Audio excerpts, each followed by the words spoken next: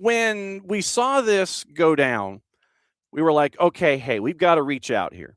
We got to find out about anything and everything going on in the Canadian Premier League, because there's some stuff happening here in the 2026 season. Kickoff was last weekend, by the way, and you can catch it on like FS2 and onesoccer.ca and all that stuff. A lot of new stuff going on.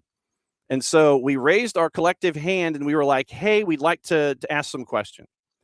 And joining us is someone who is not on a plane for the first time in a couple of days. Costa Smyrniotis, the EVP of the league. Good to see you this morning. Thanks for dropping in. Happy to be with you. Happy to be on the ground and not on a plane, so we can make this happen. No doubt. How many miles do you think you put in on a year in planes and cars and hotels and things? I don't even want to check, to be honest. Right. So let's not even go there. But at least you're getting the miles and points out of the deal, right? I hope there's some perks at the end of the road. We'll see. We'll see. Okay. Reason that we wanted to have you on was to break down everything that is going on that is new, and we with the rule changes, implementations, trials, and all of that kind of stuff. And it's stuff that here we have seen in MLS NEXT Pro in some aspects, and it has rolled over to IFAB, and IFAB was like, yeah, okay. And the Canadian Premier League raised their hand and were like, yeah, okay, we'll try that, and we'll try some other things too. First thing I wanted to talk about was the Wenger Offside rule and the idea that you were like, yeah, we'll try that here. How far back of a discussion was it to have that as a trial this season in the CPL? Well, the try piece is, something that sometimes it's just a little bit, reactive, and it's just being in the right place at the right time. I think the key with us, and being such a young league, yet very ambitious league, is just to kind of get ahead of these things. Innovation is at the core of kind of what we do here, and it's really important values of our competition. So you try and have these discussions ahead of time to kind of figure out where you can modernize the game, where there are opportunities, because as a young league too, you're not stuck to a lot of history. So you have the opportunity to engage the game in a different way. You have a different, ability to engage fans in a different way, all for trying to create a more positive scene on the field and off the field. And so for us, having these discussions, and who better to go to than, FIFA, to be able to kind of have these discussions and understand what are they thinking, a few years out. And in all those discussions, this topic came about that, they had been trialing it in various competitions, lower level competitions, but now was the time really that they wanted to push this to a first division level competition, proper national competition. So it just kind of made sense. And then all of a sudden the conversation started getting real late last year about, this is important to our top management at FIFA. Can you make it equally important at the Canadian Premier League? So we have a proper assessment about what this can or can't be going forward. And, once those conversations completed, then we were up and running, ready to go, starting last weekend with our opening weekend. How much of an adjustment or conversations was it with all of the heads of state, with the individual franchises? Yeah, we want to do this. Yeah, we're in. We'll go for it. How much back and forth was there, and everybody in from the absolute beginning on this? Yeah, I'll tell you. Well, one thing, we're very fortunate. All our clubs and the leadership at all our clubs are always on board when it comes to opportunities to better the game. When it comes to opportunities, especially with something like this, where the ultimate goal of the trial is to assess a recalibration, if you like, of the offside rule, which to lead to more attacking football, which means more entertaining football, which ultimately means more people paying attention.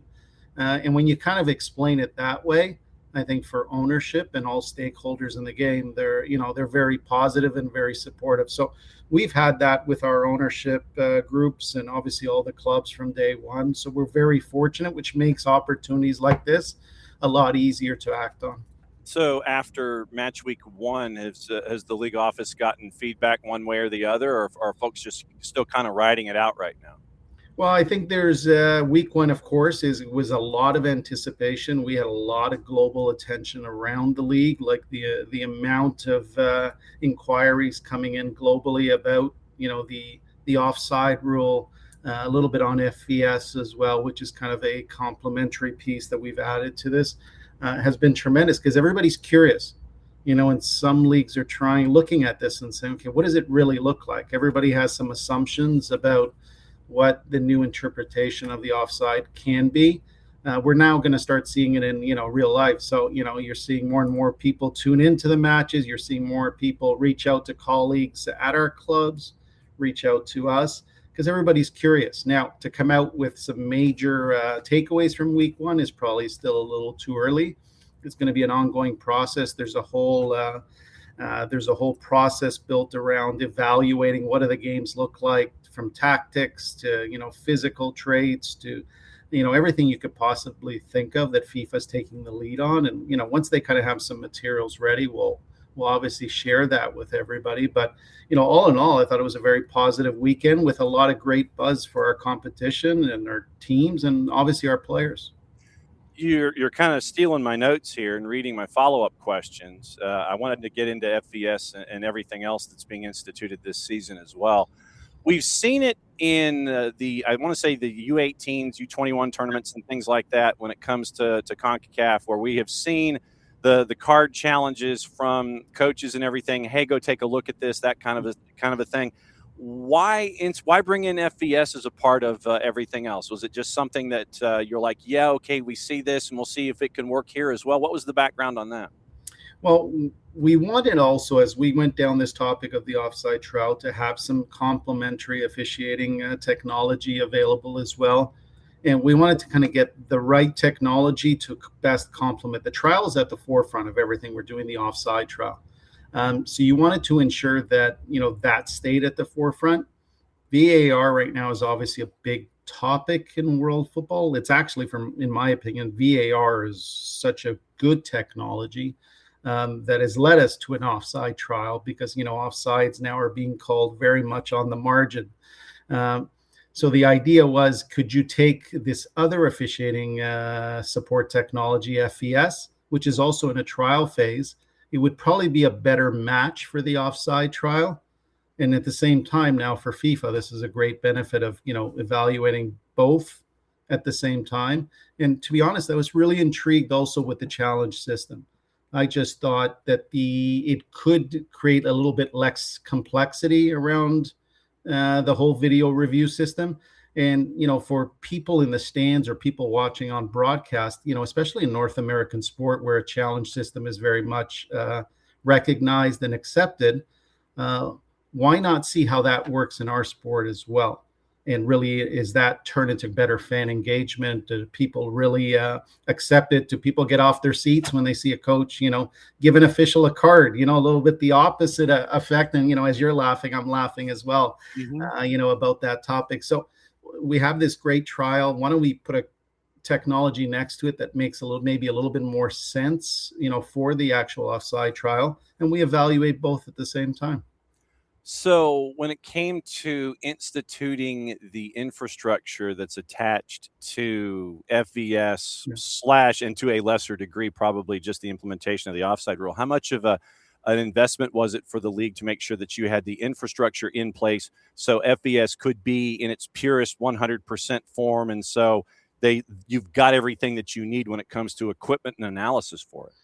Yeah, no, it was great. Like, we're very fortunate, with One Soccer that, we have a really great production. We got all the cameras in place already in all our matches, more than enough to handle VAR, let alone FVS. But if you look at the backbone of it's FVS and VAR are the exact same backbone in terms of, camera requirement, in terms of the actual software in the background, how everything gets looked at. We have a virtual offside line. It's the exact same thing. The only difference really is in the people that are kind of behind the camera. VAR obviously having officials, and FVS only utilizing a replay operator, and that's really the only difference between the two. So it was quite the undertaking to have it in place for the start of the season, but we just had a great team here on the ground. are obviously to be able to put this all together and hit the ground running on week 1. How much of a learning curve was it for all of the officials that are sanctioned for CPL play to go, okay, what you knew, you kind of have to put to the side. We're using the Wenger version this year, and then you'll also have FVS to help you out. How much of an adjustment was it for them? Well, I think there's been quite a bit, and I won't speak for them, but we have the new offside interpretation. You got FVS. We also introduced early some of the new IFAB rules that were going to take place starting at the World Cup. So we've obviously brought them in, very similar to the goalkeeper rule from last year, which was very successful. Now on throw-ins and goal kicks, and I noticed it on the weekend. I was at a couple of our matches, and referees already got their hand up counting down goal kicks, and so you already saw the play speed up a little bit, especially late in the game when maybe a club is up. You're taking a little bit extra time in a goal kick, so you already saw it in effect. So I think we need to be supportive of officials. It's not easy. It's the first time around, but as the season goes along, I'm sure everything will get better and better. Yeah, and you mentioned those rules and those others that we're used to seeing through MLS NEXT Pro. You're looking at throw-ins and goal kicks where lollygagging is no longer allowed. I think that's the official soccer term, lollygagging. You're not supposed to do that anymore. And it's if you're deliberately delaying a throw-in or a goal kick, it's a 5-second visual countdown. And then if you don't put the ball in play after the 5-second visual, it's either flipping the possession on the throw-in or turning it into a corner. Then substitutions, and like I said, this is what we're used to seeing from MLS NEXT Pro. It's got to be done in an expeditious manner. Yep. Where 10 seconds, then it's the board's up, 10 seconds, you got to get out, or it's, as I've been referencing it, it's basically a power play for a minute. The folks can understand man advantage and that kind of a thing, and then off-field treatment and assessment. In MLS NEXT Pro, it's 10 seconds. Referee's discretion, understanding the situation, but hey, you got to get up, or it's going to be another minutes power play or man advantage. With those three, when you look at those three as a group, obviously you're looking to speed the game up, and you're trying to take kind of the gamesmanship out of it too. Correct. And I think if you look at just kind of when FIFA kind of came out with their decision alongside IFAB, I think that was front and center. It was about speeding up a little bit the tempo of the match, and ensuring that we have a little bit less disruption in the game. I mean, there's no doubt with the video technology, there's been, a little bit of disruption during matches, and this is trying to recalibrate everything. So this is kind of looking at other parts of the game where we can win back some time. And, and I think they'll have that effect. I thought that, last year when there was a little bit of concern around the goalkeeper topic, it was a non-issue. I thought it worked very well. And on the weekend, I'll give an example. I had, going into the weekend, I thought, I saw a little bit of concern or read about some concern around, long throw-ins that have crept back into the game, and whether this new rule would kind of take those away. And, got it this weekend. I saw quite a few long throw-ins. So players are smart. They know how to adapt to rules, and they figure it out. And just give them the tools, and they will do what they got to do, which they do really well in our competition. So I was really glad to see some of those takeaways on the weekend. EVP of the Canadian Premier League, Costa Smyrniotis, hanging out with us, breaking down all of the new pages in the back of the book that they're instituting this season that really need to be at the front of the book a lot of the time. When you thought and you were bringing all of these new implementations online, did you burn up your phone lines and sit there and talk to other folks in other leagues and other countries to get feedback if they've instituted this, if they've done this? Did you talk to MLS NEXT Pro? What was your back and forth from an executive standpoint with other leagues and other individuals on your level when you were thinking, yeah, we're going to do this next year? Yeah, you're always checking, and through FIFA, I mean, obviously that was starting point, but we're part of the World Leagues Forum, which is a great organization bringing together, many of the top competitions globally. So it's always a good opportunity there with colleagues to kind of speak what's working in your competition, and, vice versa, what's working here. So there were conversations, and I think that's now the curiosity is, you're actually going to do this. So everybody's kind of sitting back and watching and, trying to understand what it means. And, obviously looking for some feedback as well, because, there's an opportunity next year, whether the trial continues or whether there's a decision that, this is the new way forward. One way or another, it will affect everybody. So it's great to have colleagues in the space globally to be able to kind of have these discussions and learn from them and vice versa. So it's going to be an interesting year for sure. And I know that we're talking about something down the line, and I know that you probably have your self-imposed guideposts. What would your timetable be to figure out, okay, we're going to bring this back? What are your markers to sit there and go, levels of success for A, B, C, D, and E? Yeah, we'll bring this back. No, we won't bring this back. What are you looking for when it comes to that? Yeah, well, I think it's going to be a holistic view. I mean, the trial is ultimately led by FIFA, and we're here to support. So we're going to take a lot of the guidance from there and kind of the takeaways from there, kind of research. They're putting a very big research team around this as well to better understand and answer a lot of questions around it. So once that's in place, then I think we'll sit down as a good partner with them and really understand what's the best next steps here. And if the next steps are this is being implemented, well, then, CPL is one of many in terms of, this being the norm going forward, or if the opportunity is, and we've seen great fan engagement, we've seen great acceptance, we've seen our teams adapt.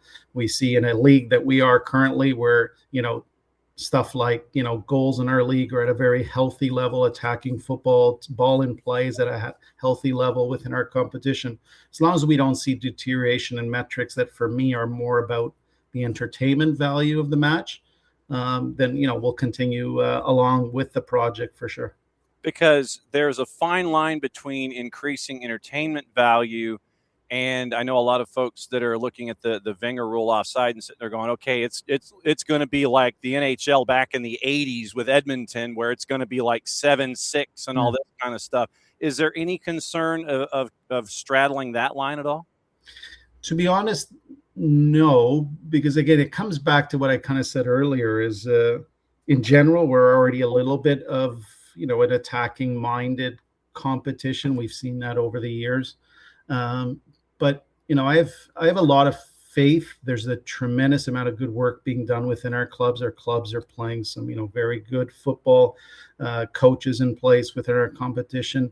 They're very good at what they do. And, if, as long as you give them the parameters, they will figure out the best way to be able to work, within their style, within their philosophy, within those parameters. So everybody adjusts. And when you adjust, some will adjust in terms of, their attacking play. Some will adjust in terms of their defensive play. But ultimately, I don't see, a big change in what we're currently seeing today. Are there any other parts of the game that for you as an executive vice president that you think need to be addressed, need to be fine-tuned, buttoned up, whether it's concussion protocols and subs or anything like that? What else is on that big whiteboard that's off camera on the to-do list for the Canadian Premier League that I don't see right now? Yeah, I think for the most part on the rules side, it's complementary to, like I mentioned earlier, to FIFA and all the topics that are on board there. I'm totally on board about in terms of the whole match tempo and ball in play. So anything that encourages that, I think, what's taken place over the last 2 years in terms of changes have been considerable. So, how much more comes after that, I don't know, but I think we're in a much better spot in terms of the goal kick, goalkeeper throw in. So I think we're addressing all of that for sure. I think just now, what's going to be the next evolution of the video officiating technology, which obviously works into the match tempo piece as well to ensure there's not too much disruption. I think we're already starting to address injuries in a better way as well. We just want the game moving. We want the game, a good flow in the game, and obviously providing a good product to our fans. So in that sense, I think the rules topic will be dealt with, by our friends at FIFA within the actual competition. For us, we look at it more about just kind of roster composition, how we're encouraging more and more quality use of young domestic talent. Ultimately, if you're looking for a Canadian player, it's the Canadian Premier League that you're coming to. So we've put a lot of those mechanisms in place over the years, and you're starting to see it resonate more and more, where we're starting to find the next stars in Canadian football. And they're within our clubs, they're actually getting meaningful minutes, meaningful development. and a platform from which then they can move on to a much bigger competition. Yep, and you're making noise in the Can Champ, and you're making noise in CONCACAF in the CONCACAF Champions Cup as well, and it's great to see that. And I know that those of us that know your last name, I know that we're kind of keeping an eye on the folks that are in Hamilton for a particular franchise as well, and seeing what's going on there. I cannot thank you enough for doing this, especially out of number one match week and everything that is attached to all of that. I can't thank you enough for this. It's been a great education, finding out what's going on in the Canadian Premier League. One more question for you. For someone who hasn't been watching the CPL, what are they missing out on by not watching and getting them to watch? What are they missing out on? Well, I think what they're missing out probably is some really good football. And sometimes we get stuck on all the other stuff, but ultimately we come back to the game. And I always try and never lose sight of the game.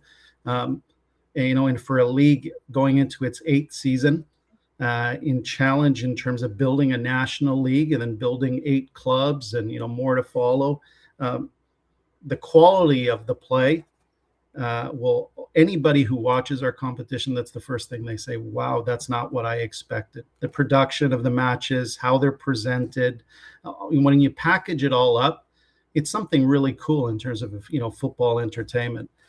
So anybody who has a chance, I encourage them to do the same. It looks like John, you've had the opportunity as well, so we really appreciate that. And we're really ambitious. We're ambitious as a competition. We want to continue getting better. We will continue getting better, and we will be the home of some of the best young Canadian talent in the game.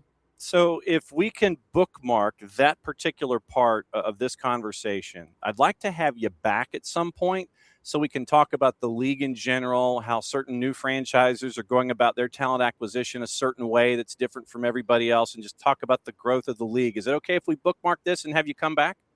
John, this conversation has been very enjoyable. I would definitely love to do it again. Absolutely cool. EVP, that means he's a Grand Exalted Poobah of the Canadian Premier League. Costa I'll take it. I can't thank you enough, and definitely we'll come back and visit. And I can't thank everybody up there at the league office enough. Go get a brunch or go get your second cup of coffee. It's great to see you, my friend, and don't be a stranger. We'll catch up with you soon. Thank you, John. Keep up the great work.